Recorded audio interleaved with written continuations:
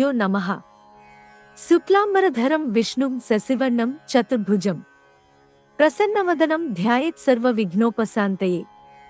अगजानन पद्मार्कं गजाननमहर्निशम् अनेकदन्तं भक्तानां एकदन्तमुपास्महे। సంకటహర చతుర్థి సమగ్ర వివరణ. గణపతికి అత్యంత ప్రీతిపాత్రమైన తిథులలో ప్రధానమైనది చవితి తిథి. అయితే ఈ చవితి లేదా చతుర్థి పూజను రెండు రకములుగా ఆచరించెదరు. మొదటిది వరద చతుర్థి, రెండవది సంకష్టహర చతుర్థి.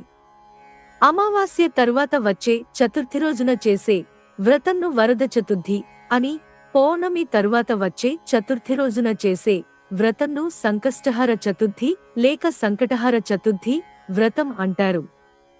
ఇందులో వరద చతుర్థిని వినాయక వ్రతంగా వినాయక చవితి రోజున ఆచరించెదరు. సంకటములను తొలగించే సంకటహర చతుర్థి వ్రతంను మాత్రం ఆలంబనంగా ఆచరిస్తూ ఉంటారు. ఒకవేళ సంకష్టహర చతుర్థి మంగళవారం కాని వస్తే దానిని అంగారక చతుర్థి అని అంటారు.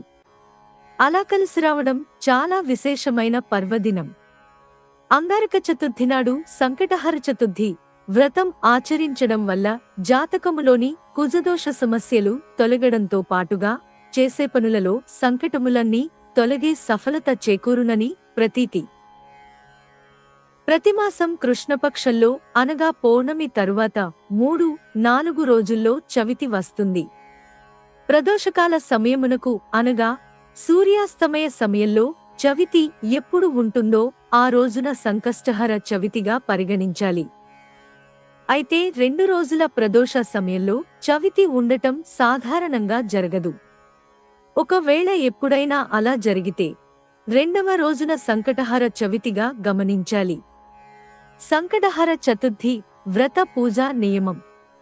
సంకష్టహర చవితి వ్రతాన్ని 3, 5, 11 లేదా 21 నెలల పాటు ఆచరించాలి.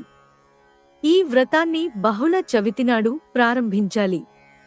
వ్రతాచరణ రోజున ప్రాతకాలమే శిరస్నానం చేసి తరువాత గణపతిని పూజించాలి. అరమీటరు పొడవు ఉన్న తెలుపు లేదా ఎరుపు రవికల గుడ్డముక్క తీసుకుని వినాయకుడి ముందు పెట్టి దానిని పసుపు, కుంకుమలతో అలంకరణను చేయాలి.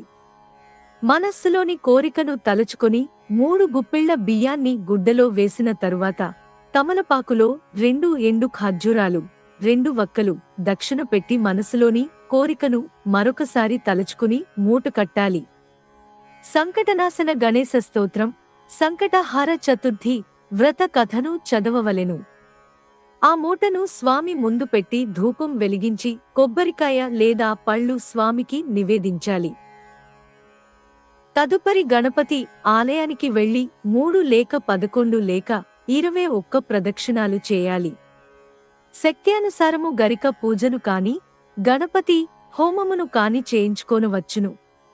సూర్యాస్తమయం వరకు పూజ చేసిన వినాయకుడిని కదపరాదు.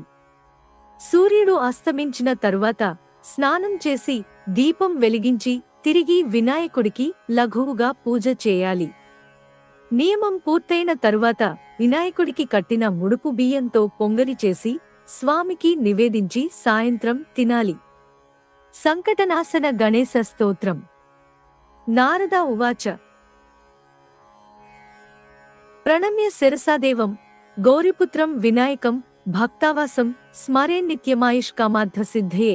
ప్రథమం వక్రతుండంచ ఏకదంతం ద్వితీయకం తృతీయం కృష్ణపింగాక్షం గజవక్త్రం చతుర్థకం లంబోదరం పంచమం చ షష్ఠం వికటమేవ చ సప్తమం విఘ్నరాజం చ ధూమ్రవర్ణం తథాష్టమం నవమం బాలచంద్రం చ దశమంతు వినాయకం ఏకాదశం గణపతిం ద్వాదశంతు గజాననం. ద్వాదశైతాని నామాని త్రిసంధ్యం యః పఠేన్నరః న చ విఘ్నభయం తస్య సర్వసిద్ధికరం పరం. విద్యార్థి లభతే విద్యాం, ధనార్థి లభతే ధనం, పుత్రార్థి లభతే పుత్రాన్, మోక్షార్థి లభతే గతిం. జపేర్గణపతి స్తోత్రం. షడ్భిర్మాసై ఫలం లభేత్ సంవత్సరేణ సిద్ధించ లభతే నాత్ర సంశయః. అష్టభ్యో బ్రాహ్మణేభ్యశ్చ లిఖిత్వాయ సమర్పయేత్ తస్య విద్యా భవేత్ సర్వా గణేశస్య ప్రసాదతః. इति श्रीनारदपुराणे సంకష్టనాశనం నామ గణేశ స్తోత్రం. హరి ఓం తత్సత్. ఓం నారాయణయేతి సమర్పయామి. స్వస్తి.